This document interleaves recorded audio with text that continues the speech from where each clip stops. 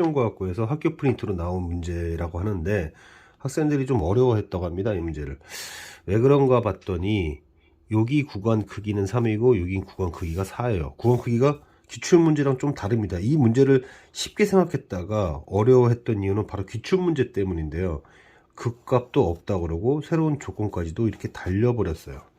이게 왜 이런 일이 생겼을까? 자, 기출문제를 한번 비교를 해보면요.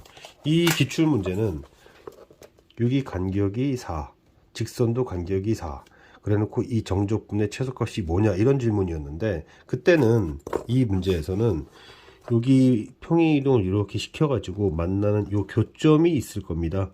이 교점으로부터 시작해서 3부터 7까지가 최소값이다라는 것을 그림을 통해서 정적분의 시작값을 3을 향해서 갔을 때와 3을 거쳐 갔을 때 어떤 변화가 생기느냐, 결과적으로 이 문제에서는 어떤 상황이 생겼냐면 이런 식으로 3이라는 지점에서 극소가 되는 상황으로 이 문제는 결론이 났었어요. 그래프 적절하게 그림 그려서 해보면 이건 무난하게 될 수 있었습니다. 이것을 S에 관한 면적이라고 하면 이 녀석이 바로 그 3이라는 데서 최소가 된다는 것을 쉽게 확인할 수 있었습니다. 이 기억력을 갖고 이 문제를 풀려고 하니 안 풀리죠. 얘는 극값이 없대요. 첫 번째로 극값도 없고, 그 다음에 또 다른 얘기까지가 하나 더 붙었어요. 이런 얘기가 붙었습니다. 0과 3에서 미분 가능하도록. 이게 이 문제에서의 포인트인데, gx 빼기 t가 미분 가능하려면 이 상수함수와 이 함수가 만나는 이 x에서 미분계수가 0이 되어야 합니다. 그러면 이걸 좀 더 확장을 해보면 이 함수는 어떤 식이어야 되냐면, 이 함수가 미분계수가 0이 되는 지점이 존재할 수 있어요. 다만 미분계수가 0이 되는 지점에서의 부호 변화는 생기면 안 됩니다. 그러면 그 지점은 어떤 지점이냐, 바로 변곡점 대칭의 중심일 거예요. 그것은 곧 설명을 하겠습니다. 자, 문제에서 보면 t부터 t 플러스 4까지, t부터 t 플러스 4까지 정적분을 해야 되니까 제가 표현을 했습니다. t에서 t 플러스 4까지.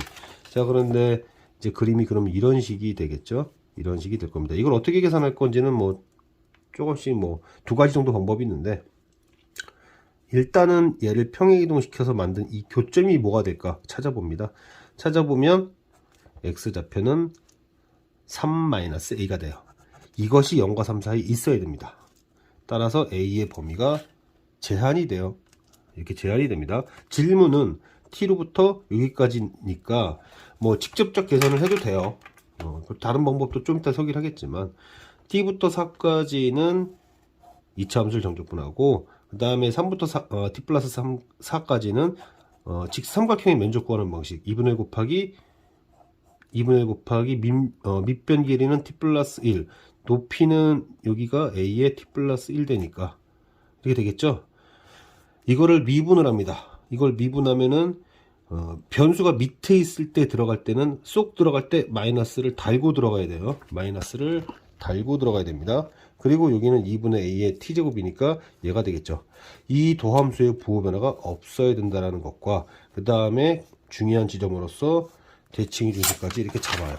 이렇게 잡은 상태에서 만약에 g 도함수가 부호 변화가 있으면 안 된다는 것까지는 생각할 수 있는데, 그렇다면 g 도함수가 플러스라면 무슨 일이 생기죠?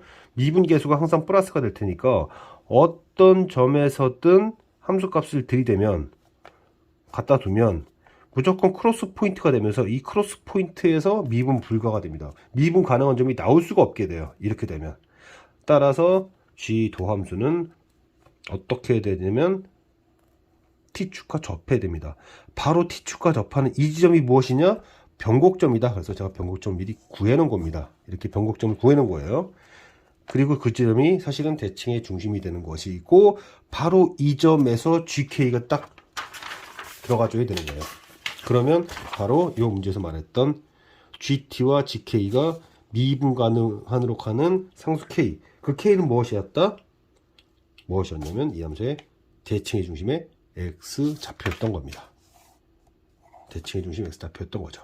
이제 얘를 찾아야 됩니다.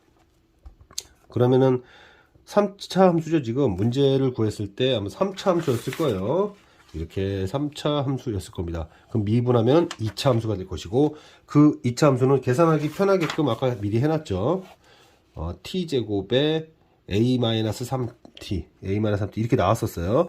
얘의 판별식이 0인데 제한변익이 걸려 있으니 제한변익에 걸려있는 a는 하나밖에 없죠. 바로 그 a를 통하여 아까 구해놨던 변곡점, 그죠? 변곡점 뭐였냐면 2분의 3-a. 근데 a가 1이었다? 아, 대칭의 중심 1이었구나.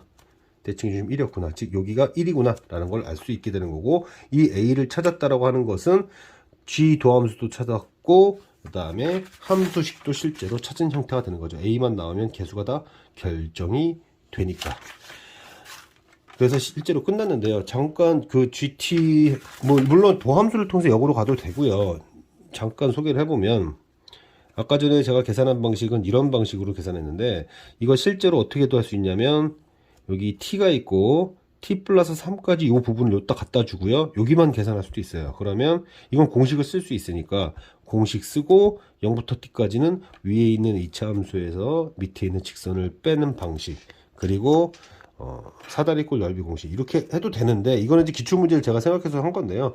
그냥 해도 무방합니다. 그냥 계산해도 어찌되었던 이런 결과값이 나오게 되고요. 그 다음에 조건을 만족시키는, 충족시키는 이 얘기와 이 얘기, 이 두 가지 얘기 때문에, 이것 때문에 g 도함수가 0 이상인데, 이것 때문에 g 도함수가 무조건 0보다 크면 안 되는구나. 축 위에만 있으면 안 되는구나. 이렇게 접하는 순간이 나와야 되는구나 걸 통해서 함수를 구체화할 수 있었고 계산할 수 있었다는 얘기예요. 문제에서 보면 그럼 이 점에서 함수값이 뭐냐? g를 넣으면 되는 거니까 완성된 요식에다 넣으면은 3분의 16 쉽게 나올 수 있는 문제죠.